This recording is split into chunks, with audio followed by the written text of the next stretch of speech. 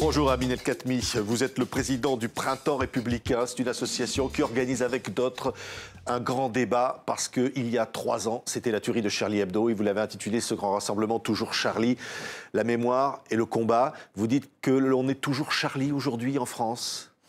Oui, en tout cas, nous, on le réaffirme. Et on le réaffirme de manière claire, sans ambiguïté. Nous sommes toujours Charlie. Qu'est-ce que ça veut dire, toujours Charlie, au fond? Parce qu'il faut l'expliquer. Ça ne veut pas dire être Charlie Hebdo. Ça ne veut pas dire être un inconditionnel du journal. Ça ne veut pas dire approuver toutes les unes, les dessins, caricatures, tout ce que l'on a pu reprocher au journal. On a le droit. Personne ne sera désigné à la vindicte populaire parce qu'il aura exprimé un désaccord avec un dessin de Charlie Hebdo. On peut trouver ces dessins vulgaires, sexistes, bofs, déplacés. On peut ne pas aimer Charlie Hebdo, mais on doit défendre la liberté d'expression. Et donc dire être toujours Charlie, c'est dire je suis un inconditionnel de la liberté d'expression, cette liberté qui permet à un journal, y compris parfois, d'être excessif et d'aller trop loin. Mais il a le droit de le faire. Oui, mais alors on voit la une de Charlie Hebdo. Ils ont l'impression de vivre dans une cellule depuis 3 ans.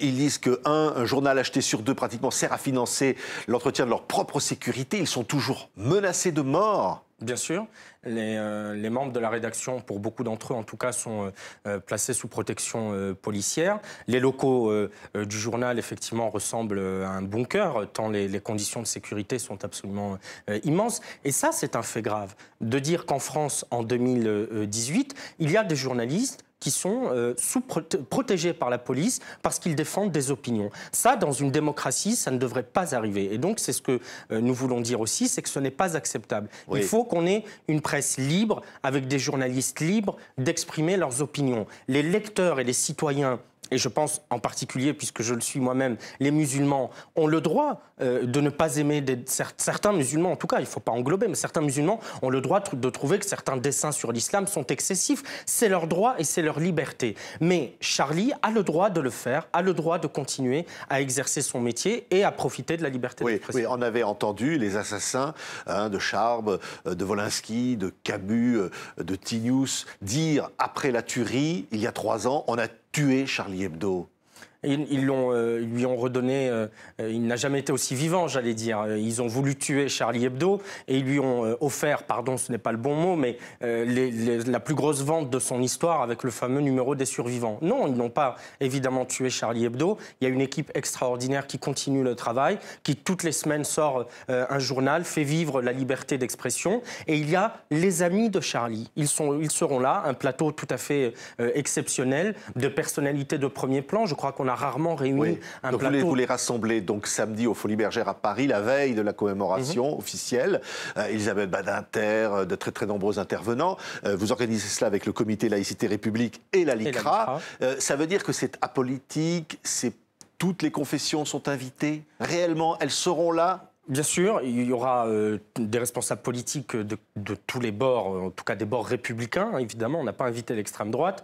Il y aura des gens de toutes confessions, de toutes opinions, de toutes origines. Il y aura des Français. Il y aura un échantillon, j'allais dire, de ces 5 millions de Français qui se sont mobilisés, de ces millions de Français qui étaient dans les rues le 11 janvier 2015 à Paris et dans les grandes villes et les villages en province et qui n'ont pas oublié pourquoi ils ont manifesté le 11 janvier 2015. On voit ici les très belles images de la place de la République à Paris. Et au fond, c'est de dire 3 ans après... Qu'est devenue cette foule?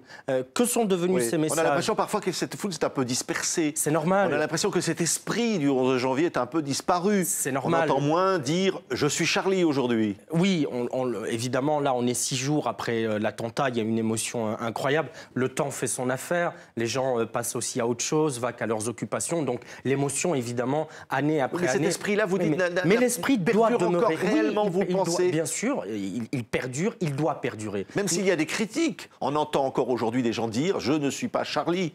Mais là aussi, qu'est-ce que ça veut dire « je ne suis pas Charlie » Je le répète parce que c'est le message le plus important. On a le droit de ne pas être d'accord avec Charlie Hebdo, comme on a le droit de ne pas être d'accord avec Le Figaro, avec Libé, avec Le Monde, avec je ne sais quel autre média. On a le droit de trouver les éditos déplacés, d'être en accord. Je cite l'exemple, on cite souvent cet exemple, Caroline Fourest, qui est une grande amie de Charlie Hebdo. Il y a eu un édito contre la PMA, elle est pour, elle a dit voilà, moi, mes amis de Charlie, là, ils disent des bêtises parce que moi, je suis pour la PMA et je reste leur ami quand même parce qu'ils ont le droit d'exprimer cette opinion. Donc, si dire je ne suis pas Charlie, c'est dire parfois ils m'agacent, ils m'énervent, je les trouve déplacés, excessifs, etc., on a le droit. Si dire je suis Charlie, c'est dire il ne devrait pas aller aussi loin. Oui, la liberté d'expression, c'est bien, mais quand même, il ne faut pas offenser les gens. Oui, là, les journalistes, ils l'ont peut-être un peu cherché avec leurs dessins.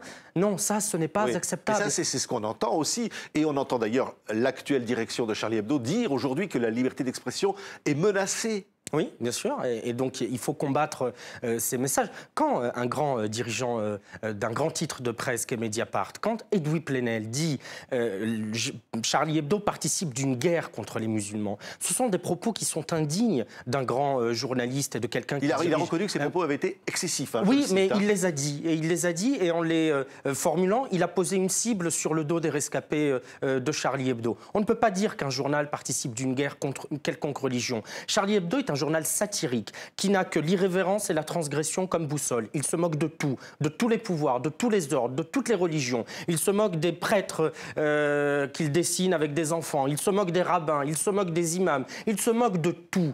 C'est leur ligne, depuis Harakiri, depuis le début. Oui. C'est l'histoire même de ce journal. Ça veut dire qu'il se moquait surtout des musulmans. Non, d'abord les chiffres. Ou de l'islam. Non, les chiffres qu'on peut consulter prouvent le contraire. L'islam est très peu traité. Ce sont les unes qui font le plus de bruit parce qu'elles sont contestées, parce qu'il y a de grands cris d'orfraie. Mais il y a eu beaucoup plus de unes sur les prêtres pédophiles catholiques, par exemple, que sur les musulmans. Donc, une fois qu'on a compris l'esprit de ce journal, qui est on se fout de tout et de tous, et à commencer de vous, eh bien, on ne peut plus être offusqué, parce que c'est l'esprit de ce journal. Donc c'est ça qu'on défend, c'est de dire ce journal a le droit de continuer et ne doit pas être mis en péril, parce que l'édito de Riss, en ce sens, est assez terrifiant quand il explique effectivement que la moitié des ventes servent à un service de protection. Comme vous le disiez, qu'ils vivent dans un bunker, enfermés, obligés. Ça, c'est plus acceptable. Vous allez le dire, ça, à l'occasion de ce grand rendez-vous. Vous allez le dire au gouvernement. Peut-être que la ministre de la Culture sera présente dans la salle. Elle sera présente et elle aura l'occasion d'échanger avec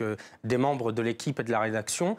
La directrice des ressources humaines, Marie Cabrette, et le rédacteur en chef de Charlie, qui s'appelle Gérard Biard, prendront la parole sur la scène des Folies Bergères pour passer le message de la rédaction, effectivement. Et donc, ces messages seront bien passés. De la mémoire au combat, c'est le sous-titre. Le combat, c'est maintenant. Le combat, c'est maintenant. Combat, vous dites, c'est le combat pour une liberté qui est pour menacée. La liberté, c'est le combat. C'est le seul, le plus urgent, le plus ardent, le plus enthousiasmant. C'est le combat. La mémoire, parce qu'on n'oublie pas. On n'oublie pas les journalistes, mais on dira aussi qu'on n'oublie pas les policiers, Franck Brinsolaro, Ahmed Merabé, Clarissa Jean-Philippe, qui ont été tués parce que policiers. On n'oubliera pas nos 4 compatriotes juifs de l'hypercachère de la porte de Vincennes qui ont été tués parce que juifs au nom de cette lèpre de la pensée qu'est l'antisémitisme.